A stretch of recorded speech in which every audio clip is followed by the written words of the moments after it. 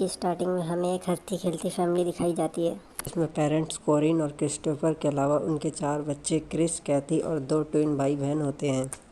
फिर जब क्रिस्टोफर बच्चों के साथ खेल रहा होता है तभी कैथी को पता चलता है कि उसके डैड का प्रमोशन हुआ है और वो अब और भी ज़्यादा बिजी हो जाएंगे। लेकिन ये बात कैथी को कुछ खास पसंद नहीं आती है और वो अपने रूम में आकर रोने लगती है।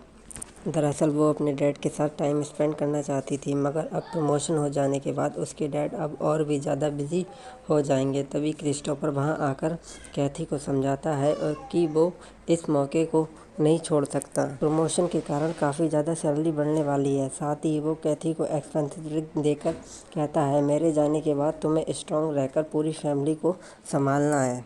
और कैथी हाँ में जवाब देती है और अगले दिन ट्विन का जन्मदिन होता है और इसी के लिए कोरिन घर पर पार्टी अरेंज करती है। लेकिन इसके बारे में क्रिस्टोफर को कुछ भी नहीं पता होता कि वह लोग उसे सरप्राइज़ देना चाहते थे।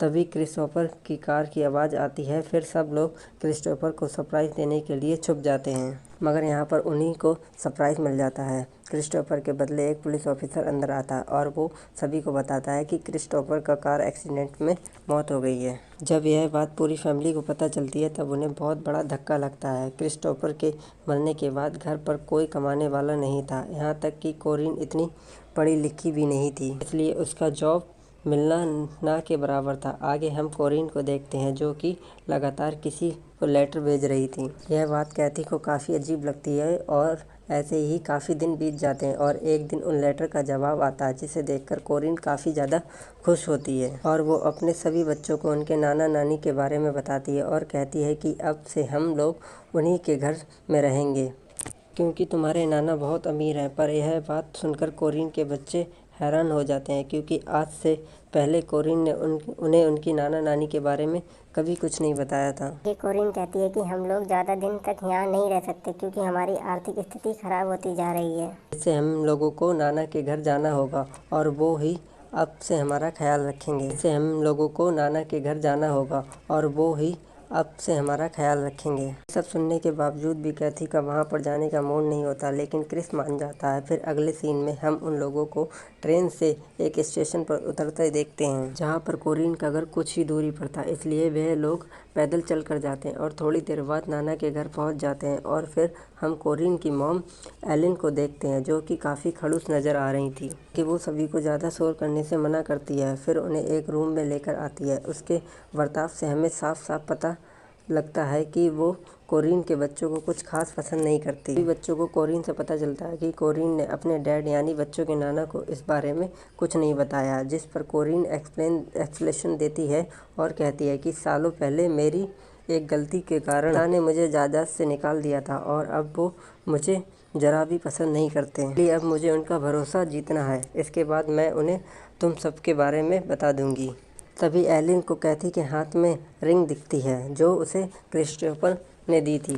फिर अगले दिन एलिन बच्चों को पूरे दिन का खाना लेकर आती है, साथ ही उन्हें यहाँ पर शोर करने से भी मना करती है ताकि घर के नौकर चाकर को उन सब के बारे में पता ना चले। क्योंकि ट्विन काफ़ी छोटे थे इसलिए वो उन्हें एटिक में खेलने को कहती है। जब बच्चे एटिक में जाते तो उन्हें वो ज़रा भी पसंद नहीं आता कि एटिक काफ़ी डरावना दिख रहा था। और अगले दिन जब सभी बच्चे मस्ती कर रहे थे तब वो लोग काफ़ी शोर मचा रहे थे, जिस वजह से कोरिन और एलिन को गुस्से में वहाँ पर आती हैं। अब इस गलती के कारण एलिन बच्चों से काफ़ी गुस्सा थी। वो उनकी इस गलती की वजह से कोरिन को सज़ा के तौर पर बहुत मारती है। साथ ही में वो बच्चों को कोरिन के चोट के निशान भी दिखाती है ताकि बच्चे आगे से यह गलती ना करें। अब यह नज़ारा देख बच्चे काफ़ी डर जाते हैं। और फिर अगले दिन कोरिन के आने पर कैथी उनसे पूछती है कि एलिन उसके डैड से इतनी नफरत क्यों करती है, जिस पर कोरिन कहती है, जब मैं छोटी थी तो डैड के काफ़ी करीबी थी, उनके साथ काफ़ी ज़्यादा टाइम स्पेंड करती, उसे अपने घर ले आए। दरअसल वो लड़का कोई और नहीं क्रिस्टोफर था। कोरिन को क्रिस्टोफर से प्यार हो गया। वो लोग चाहते थे कि उनके इस रिश्ते को घर वाले नहीं समझने वाले, इसलिए उन लोगों ने भागकर शादी कर ली और यही कारण है कोरिन की माता क्रिस्टोफर से इतनी नफरत करती है। लेकिन दूसरी ओर क्रिस अभी भी अपनी मॉम की साइड था और उसे भरोसा था कोरिन सब कुछ ठीक कर लेगी अगले सीन में हम देखते हैं कि कैथी एक कैलेंडर बना रही थी, जिससे हमें समझ पाते हैं कि उन लोगों को यहाँ पर एक हफ्ते से ज़्यादा हो गया है और कोरिन एक हफ्ते से उनसे मिलने नहीं आई और ऐसे ही करते एक मंथ निकल जाता है और एक महीने के बाद कोरिन अपने बच्चों से मिलने आती है। इतने दिन बाद कैथी उनसे पूछती है कि आप नाना को हमारे बारे में कब बताएंगे।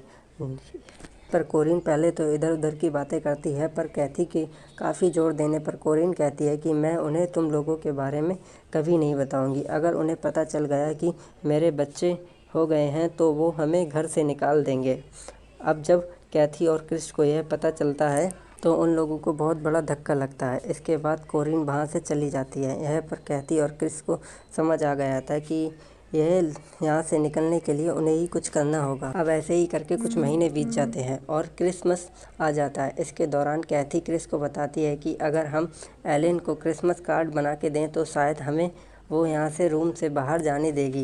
ये आइडिया क्रिस को काफ़ी अच्छा लगता है और वो लोग अच्छा सा कार्ड बनाने में लग जाते हैं। लेकिन उस कार्ड को देखकर एलन को कुछ नहीं कहती और बिना ज़्यादा ध्यान दिए वहाँ से चली जाती है और इस सब की चीज़ों को देखकर बच्चों को काफ़ी बुरा लगता है। और इसके बाद कुछ देर बाद कोरिन उनसे मिलने आती है और इस बार कोरिन काफ़ी गिफ्ट भी लेकर आती है। अभी वो कैथी और क्रिस को बताती है उनके पेरेंट्स अब क्रिसमस की पार्टी दे रहे हैं। यह सुन कैथी पार्टी में जाने के लिए जिद करने लगती है, जिसके लिए कोरिन साफ मना कर देती है, पर इसके बावजूद भी कैथी काफ़ी जिद करती है, इसलिए वो मान जाती है और उसे भी लगता है कि बच्चे काफ़ी दिनों से बाहर नहीं गए हैं। इसके बाद कोरिन रात में उन दोनों को टेबल के नीचे छिपा देती है। वो लोग चुपके से पार्टी एंजॉय करते हैं। तभी पार्टी में कोरिन के डैड आते हैं, जो कि काफ़ी बुढ़े दिखते हैं। फिर कैथी और क्रिस अपने रूम में जा रहे थे, तब वो कोरिन को किसी आदमी के साथ देखते हैं और वो दोनों काफ़ी करीब थे। वो दोनों समझ जाते हैं उनकी माँ उस आदमी को डेट कर रही थी।